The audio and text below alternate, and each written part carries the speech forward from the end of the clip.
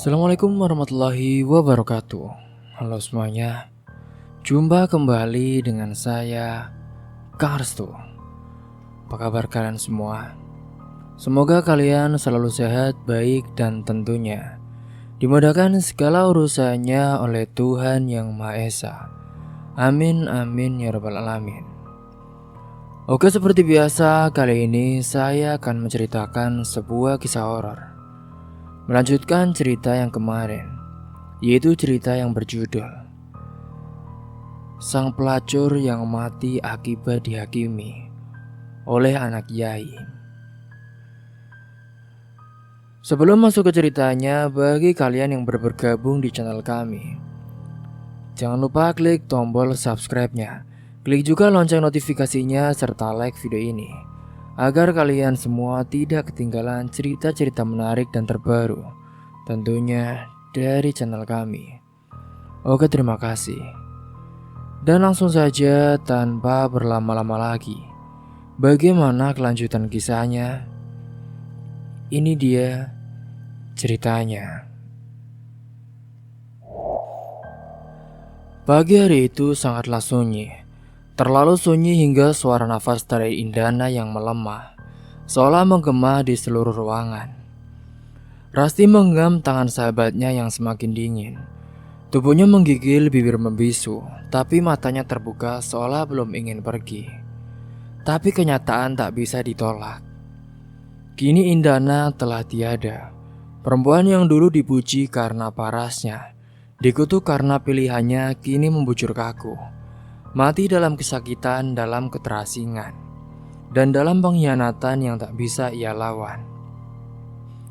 Rasti meraung, tangisnya pecah seperti banjir bendungan. Tubuhnya lunglai memeluk jasad sahabat yang bahkan tak sempat mengucap salam perpisahan. Indana, kenapa kamu pergi sih? Kenapa kamu tinggalin aku sendiri, Indana? Kamu kan belum sempat lihat dunia. Dunia belum tahu siapa kamu sebenarnya, Indana. Kamu belum sempat bersih dari semua tuduhan. Air matanya membasahi wajah Indana. Ia pun meraba pipi sahabatnya, mencoba membangunkannya seperti anak kecil yang memanggil ibunya dari tidur. Tapi tubuh itu tak bergerak, wajah itu tak pucat, mata itu pun tak berkedip. Dengan tangan gemetar, Rasti mengangkat ponselnya, menekan nomor rumah sakit yang pernah ia siapkan dari jauh-jauh hari. Suaranya terbatas saat memberi alamat. Nyaris tak terdengar saat itu. Petugas medis pun datang 1 jam kemudian. Mereka membungkus tubuh Indana dengan kain putih bersih dan membawanya ke ambulans. Rasti ikut naik, duduk di samping kepala Indana yang telah tenang. Matanya menatap jauh keluar jendela. Kota yang ramai tak tahu bahwa ada satu nyawa wanita yang telah pergi membawa luka dunia yang tak pernah disembuhkan. Sementara di desanya, kabar kematian Indana datang seperti badai pagi. Tidak lewat pengeras masjid, tapi dari mulut ke mulut. Seorang perempuan dari kota datang membawa berita. Ia pun langsung menemui Bu Iza, ibu dari Indana. Perempuan itu memberi kabar dengan nada pelan, tapi tajam seperti belati. Bu, anak ibu sudah meninggal dunia, Bu. Bu Iza jatuh terduduk. Tangisnya meledak seketika saat itu, seperti tangki penuh yang akhirnya tumpah. Hah? Indana? Ini gak bercanda. Ya Allah, Indana, anakku, kamu kenapa, nak? Kenapa kamu? Bu Iza tidak kuat saat itu. Tapi semuanya sudah terlambat. Indana sudah pulang ke dalam akhirat. Ia sudah meninggalkan ibu dan juga adik di rumahnya. Sementara Rifki yang mendengar itu dari balik pintu. Ia pun langsung keluar dan menangis dengan keras. Bocah laki-laki yang selama ini hanya diam akhirnya pecah. Ia memeluk tubuh ibunya dengan erat. Dan untuk pertama kali, Rifki mengucap, "Bu, aku kangen Kak Indana, Bu. Aku belum minta maaf. Aku juga belum bilang aku sayang, Bu." Jenazah Indana dibawa pulang ke rumah saat itu. Tidak ada sirine, tidak ada orang ramai. Hanya tubuh kecil dibungkus kafan. Di antara mobil ambulans sederhana, dengan 2 sahabat dari kota dan juga 1 sopir. Di depan rumah, tetangga-tetangga hanya berdiri. Ada yang menangis, ada juga yang menunduk malu. Ada yang hanya diam menonton. Karena ia sudah tak mau berurusan dengan Indana, wanita yang sudah dicap sebagai wanita malam atau pelacur. Singkatnya, pada waktu pemakaman pun berlangsung sepi. Tidak ada upacara, tidak ada zikir rame ataupun doa-doa. Hanya doa pendek dari Bu Iza dan beberapa orang yang pernah merasa disentuh kebaikan oleh Indana. Meski tak pernah mereka akui sebelumnya, saat tanah mulai diturunkan ke atas tubuhnya, air mata mengalir deras dari mata Rasti. Di sisi lain kampung, Nizam duduk santai di serambi rumahnya. Wajahnya terlihat tenang, bahkan sedikit tersenyum. Di depannya segelas kopi panas dan 2 batang rokok tersusun rapi. Syukurlah, gumamnya dengan pelan. Ia tahu betul bahwa kematian Indana adalah jalan pintas yang sempurna. Tak perlu lagi takut video itu disebar. Tak perlu lagi cemas rahasia terungkap. Semua sudah selesai. Yang tahu rahasianya sudah dikubur. Apalagi ia sudah memastikan semua dengan detail. Lelaki yang menendang perut Indana pada waktu itu bukanlah warga biasa di situ, tapi teman bayaran yang diam-diam mengincar momen untuk menyakiti Indana. Sekali tendang, urusan jadi beres. Mudah. Begitu mereka sepakat sebelumnya. Dan kini dengan jasad Indana yang sudah dikuburkan, tidak ada yang tahu, tidak ada yang bisa membongkar. Di sisi lain, Nizam tidak tahu satu hal. Video perbuatan jahatnya itu belum hilang, dan Rasti belum menyerah. Sore hari itu, setelah pemakaman selesai dan juga warga pulang, Rasti duduk sendirian di ruang tamu rumah Bu Iza. Tangannya masih memegang ponsel, video itu masih ada. Tapi ia belum siap menekan tombol kirim. Ia masih berduka, terlalu sedih, terlalu kehilangan sahabat terbaiknya. Teman-temannya dari klub malam pun datang menemuinya. Ada yang membawa makanan, ada yang hanya datang duduk diam menemani. Hingga salah satu dari mereka, Wina, memberinya segelas air putih agar lebih tenang. "Ini, minum dulu, Ras. Kamu butuh istirahat. Nanti kalau kamu kuat, baru lakukan apa yang harus kamu lakukan." Rasti mengangguk pelan menatap langit-langit rumah tempat Indana tumbuh. Terbayang dalam benaknya masa-masa mereka tertawa bersama, berbagi cerita-cerita cinta, berbagi luka dan saling menguatkan saat dunia menghina mereka. Dalam keheningan malam saat itu, ia pun duduk di kamar Indana, mengelus bantal yang masih bau parfum sahabatnya. Tangannya membuka galeri, memutar video itu sekali lagi. Dan di layar itu, terlihat jelas wajah Nizam, suara tawanya, botol air di depannya, dan juga perempuan yang telah memeluknya. "Kamu pikir kamu menang, Sam?" "Tidak." Tapi malam itu, ia kembali menunda. Bukan karena takut, tapi karena ia ingin. Saat video ini dikirim, tidak ada lagi jalan kembali bagi siapapun. Ia ingin sekali kirim berakhir batal. Dan saat waktu itu tiba, dunia akan tahu Indana bukan berarti mati karena maksiat, tapi karena dusta perbuatan dari cucu kiai atau keponakan kiai yang memang ingin Indana tak diakui di desanya sendiri. Singkat cerita, pada hari itu, malam itu langit cerah, bintang-bintang bertabur di langit desa, seperti kilauan harapan. Halaman balai desa dipenuhi warga yang duduk bersila, beralaskan tikar pandan dan kain sarung. Lampu-lampu gantung sederhana berkelap-kelip menerangi acara pengajian akbar yang digelar dalam rangka mempererat silaturahmi antar warga. Saat itu, spanduk besar tergantung di atas panggung bertuliskan, "Doa bersama untuk menguatkan ukhuwah, menjaga akhlak dan juga memperbaiki hati." Di belakang panggung juga ada sebuah layar LED besar berdiri kokoh.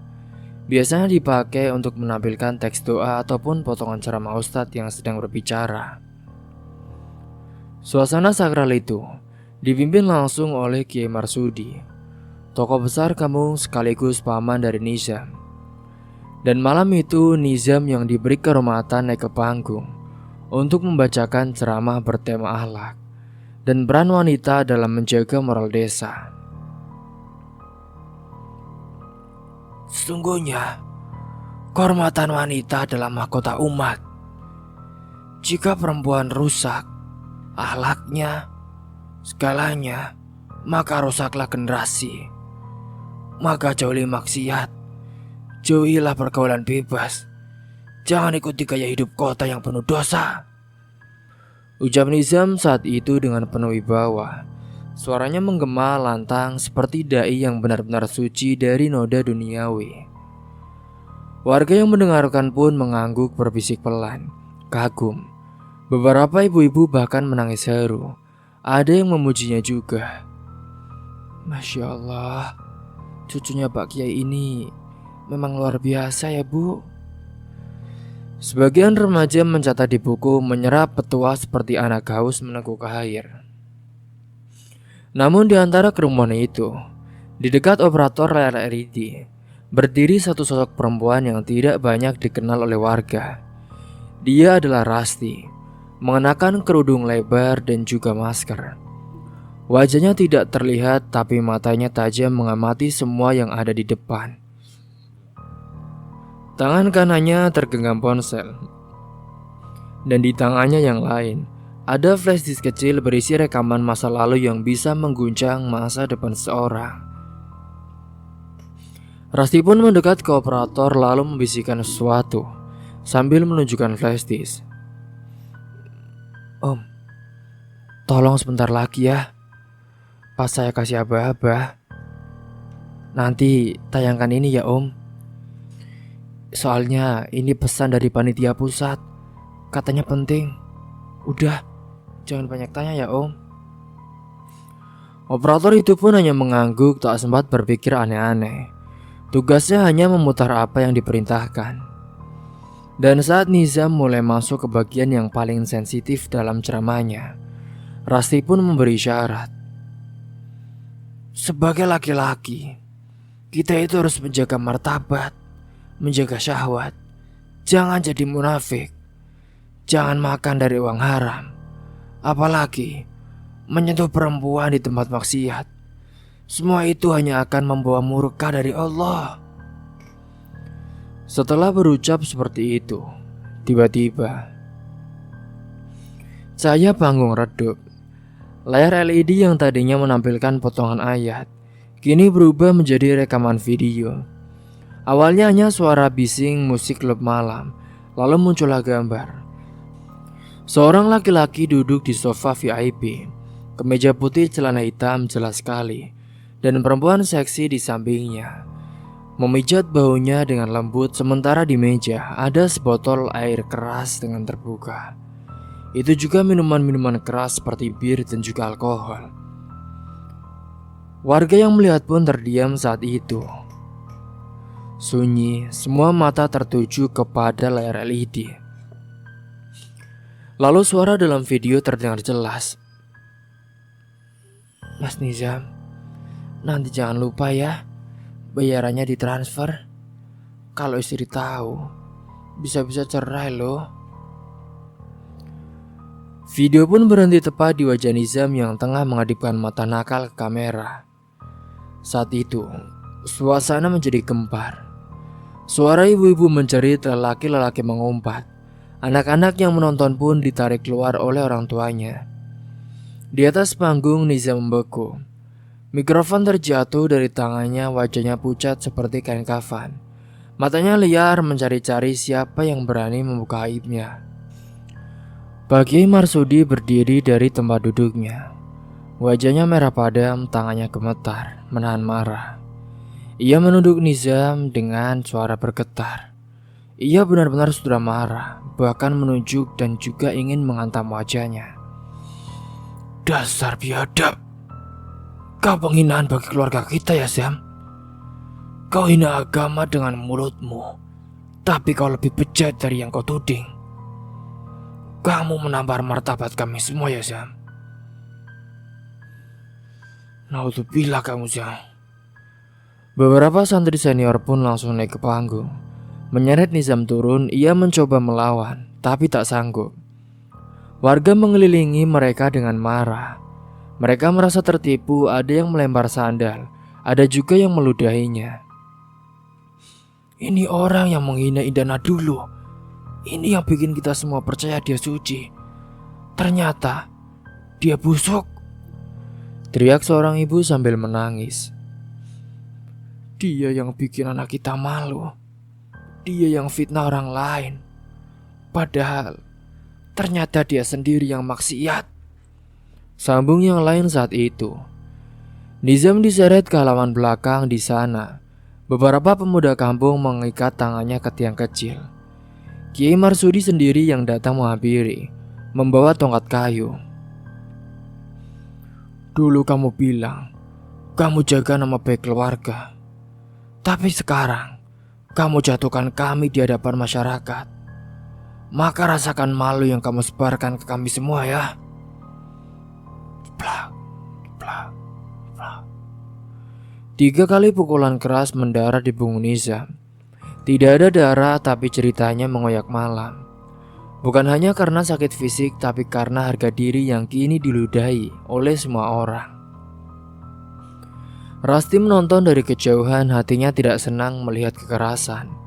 Tapi ia tahu, ini bukanlah pembalasan. Ini adalah ungkapan, ini adalah wajah keadilan yang lama tak muncul di desa itu. Indana sudah mati karena fitnah dan malam ini, kebenaran akhirnya lahir meski terlambat. Acara pengajian pun bubar dalam kegemparan. Tapi sebelum semuanya selesai, Rasti naik ke panggung saat itu. Ia melepas masker, membuka kerudung. Warga yang mengenalnya langsung terkejut. "Hah? Rasti?" "Iya, saya Rasti, teman dekat almarhumah Indana. Video itu dari saya. Saya janji ke sahabat saya, kalau dia mati karena aib palsu yang dibuat orang yang pura-pura suci, maka saya yang akan bicara." Ia memandangi wajah-wajah di hadapannya. Beberapa menunduk malu saat itu. Indana memang bukan perempuan sempurna, tapi dia tidak munafik. Dia tidak pernah berpura-pura menjadi baik hanya untuk menutupi dosa. Dia tidak seperti yang berdiri di sini dan berceramah, tapi di malam hari ini lebih hina dari yang dia hina. Malam ini kebenaran bicara. Semoga Tuhan memaafkan kita semua. Setelah itu Rasti turun berjalan pelan di antara warga yang masih terpaku. Malam itu hujan turun rintik seolah langit pun menunduk, menyampaikan duka dan juga permohonan maaf untuk Indana yang sudah pergi lebih dulu.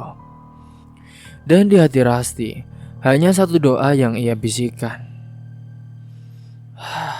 Akhirnya mereka tahu siapa kamu sebenarnya, Indana.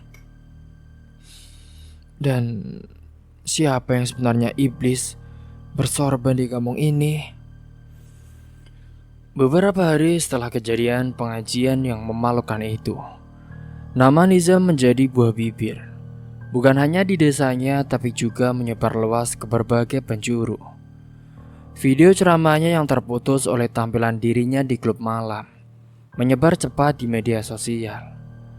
Warga yang tadinya bangga menyebutnya Ustadz Teladan, kini membakar foto-foto kegiatan dakwah yang pernah dia isi. Beberapa remaja bahkan membuat video parodi tentang Ustadz Munafik yang akhirnya terungkap. Nama Nizam tak hanya memalukan keluarganya, tapi juga menjatuhkan martabat desanya yang dikenal sebagai kampung religius. Namun puncak dari kegemaran itu datang ketika rumah sakit kini secara resmi merilis hasil forensik dari kematian Indana. Salah satu dokter yang ikut dalam proses autopsi menjelaskan kepada aparat bahwa ada bukti fisik yang menguatkan dugaan penganiayaan berat. Terdapat bekas luka tumpul pada bagian perut bagian bawah, serta pendarahan dalam yang tidak bisa sembuh karena tidak ditangani sejak awal. Dan saat dokter menyebut bahwa luka itu adalah hasil pukulan atau tendangan keras, polisi pun mulai menelusuri kemungkinan adanya unsur pidana. Rasti yang sejak awal menyimpan rekaman dan juga mengumpulkan informasi tambahan, menyerahkan satu rekaman percakapan Indana menjelang kematiannya. Dalam rekaman itu terdengar suara lemah Indana yang mengatakan, "Jadi aku ditendang, Ras. Laki-laki itu temannya Nizam. Aku tahu. Mereka pasti sengaja." Dengan bukti itu, penyelidikan pun resmi dimulai lagi. Tak butuh waktu lama, polisi mencokok Nizam dari rumahnya. Ia sudah tidak sempat kabur karena terlalu banyak orang yang mengawasi. Ia pun diangkut dengan mobil patroli di tengah amukan warga yang dingin menghakimi di tempat. Beberapa pemuda bahkan mencoba menyerangnya saat dibawa keluar rumah. Untungnya saat itu polisi segera melerai, walaupun Nizam tetap sempat terkena beberapa pukulan di jalan. Setelah ditahan dan diinterogasi, akhirnya kebenaran pun terbongkar. Nizam mengaku telah menyuruh 2 orang bayaran untuk memberi pelajaran pada Indana. Dengan iming-iming uang, mereka diminta menendang dan membuat Indana trauma agar tidak sempat menyebarkan video itu.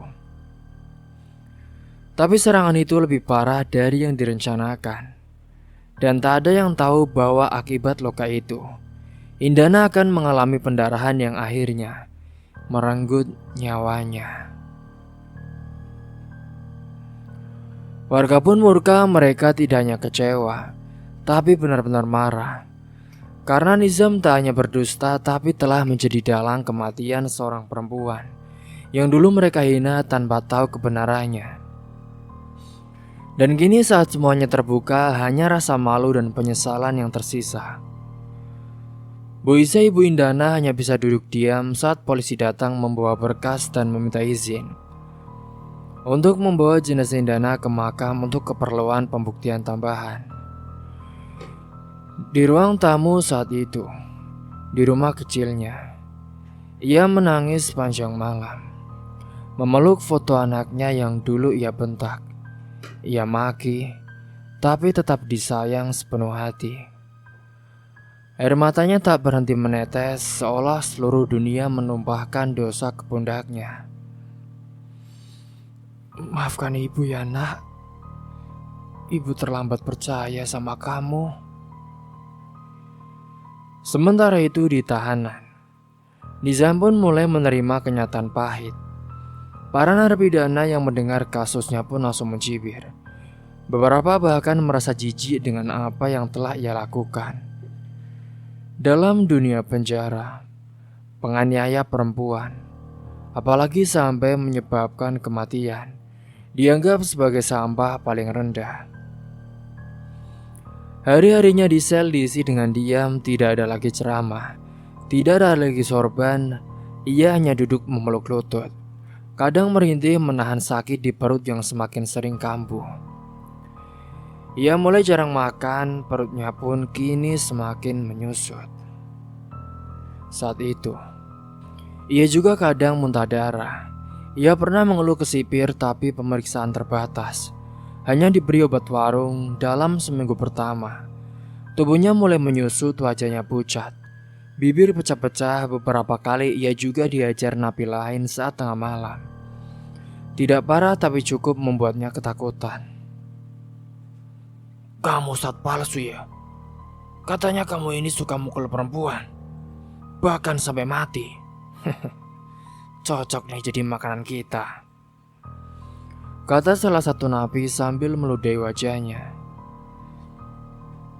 Sementara di tempat lain, Kiai Marsudi, pamannya sendiri menolak menjenguk. Bahkan saat pengacara meminta surat pernyataan keringanan hukuman, Kiai Marsudi hanya menjawab, "Biarkan dia menanggung semuanya. Biarkan dia bisa dididik. Tapi Tuhan tidak pernah lalai mencatat kezalimannya." Bulan pertama kondisi Nizam semakin parah. Ia tidak bisa lagi bangun dari kasurnya. Kaki dan tangannya mulai kebas, seluruh tubuhnya panas dingin. Beberapa kali muntah darah dan cairan berwarna hitam. Dokter penjara akhirnya menyarankan rujukan ke rumah sakit. Tapi proses administrasi memperlambat semuanya. Hingga sampailah pada suatu malam, ia menggeliat lemah di atas kasur kayu di sudut sel.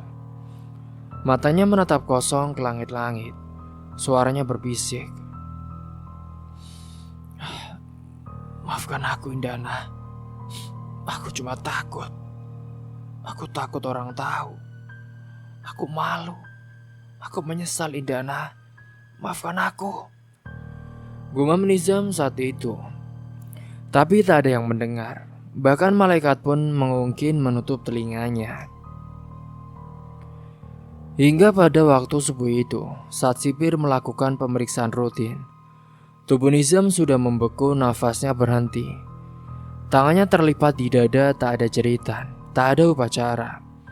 Hanya selembar berita di koran lokal. Tersangka penganiayaan perempuan hingga meninggal dunia akhirnya tewas dalam tahanan akibat penyakit yang diderita. Berita kematian Nizam pun kini menyebar cepat.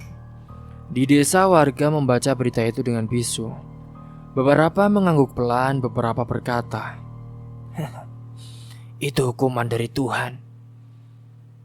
Pak Kiai hanya diam, tapi dalam hati ia berkata, "Anak yang tak menjaga amanah lebih buruk daripada musuh." Dan Rasti yang membaca berita itu pun saat sedang duduk di makam Indana hanya tersenyum kecil. "Indana, sekarang kamu bisa tenang. Orang yang bikin kamu mati sudah dibalas oleh semesta." Hening mengisi udara di sekitar makam. Angin sepoi membawa aroma tanah dan bunga sedap malam itu. Dan dalam diam yang panjang itu, dunia seakan berbisik, kadang kebenaran butuh nyawa sebagai korban.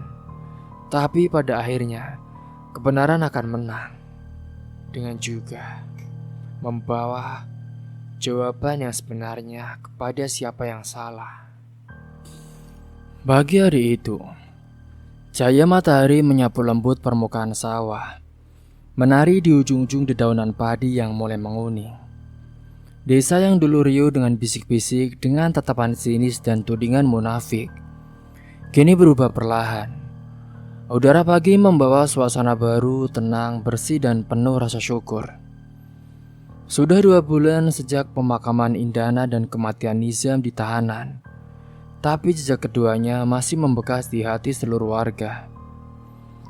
Bu Iza duduk di beranda rumahnya mengenakan kerudung putih bersih. Di tangannya ada Al-Quran kecil yang sering ia baca. Sejak kepergian putrinya, ia memang lebih banyak diam. Tapi bukan diam yang kosong, diam yang penuh makna, penuh refleksi, dan ia tak lagi sibuk menasehati orang lain, tapi mulai belajar mendengarkan. Ia mulai membuka diri pada orang-orang yang dulu ia nilai terlalu cepat. Dulu ia percaya bahwa yang mengenakan hijab adalah baik dan yang berpakaian terbuka pasti buruk. Tapi kini ia tahu, hati manusia lebih dalam dari pakaian, lebih luas dari tampilan luar. Rifki kini duduk di bangku belakang masjid. Bukan lagi anak yang hanya diam dan pasrah. Ia tumbuh cepat, mungkin karena kehilangan membuatnya dewasa. Setiap Jumat sore ia pun membantu bersih-bersih masjid. Tapi berbeda dari sebelumnya. Kali ini ia juga ikut belajar tentang toleransi. Ia mulai mengerti bahwa satu kesalahan bukan alasan untuk mencabut harga diri seseorang. Ia sadar kalau dulu ia punya keberanian bicara, mungkin Kak Indana tak akan merasa sendirian. Warga desa juga berubah. Beberapa dari mereka yang dulu paling keras mencela Indana kini justru mendatangi Bu Iza dan Rifki untuk meminta maaf. Ada yang datang membawa makanan, ada yang hanya berkunjung untuk duduk dan mendengarkan kisah-kisah masa lalu. Mereka tak lagi menyebut nama Indana dengan umpatan. Kini nama itu disebut dalam doa, dalam pelajaran hidup, dalam cerita kepada anak-anak mereka.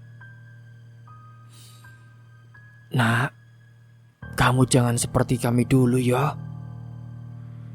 Kami lihat orang dari bajunya, dari caranya tertawa, padahal kami lupa.